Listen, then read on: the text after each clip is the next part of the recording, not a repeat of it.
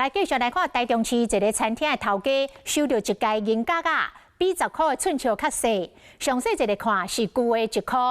本地想讲当做10块共收这个银角啊，这声是了9块。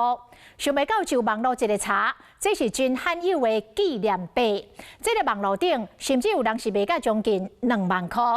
这声毋若无了，颠倒是趁一个济咯。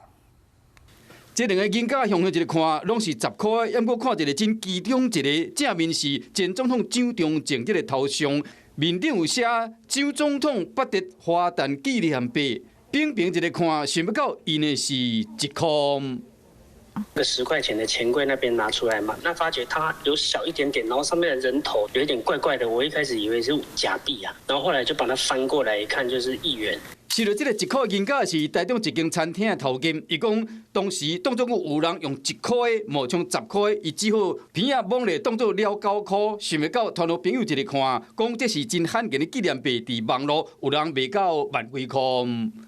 我传给朋友看，他才跟我说，这个是蛮少的一个货币，我就上网稍微去看了一下，最高的价格有将近快2万块这样。原来这个银角是民国55年庆祝前总统蒋中正的生日，由中央银行发行的纪念币，目前的市价有几10块，无超过100。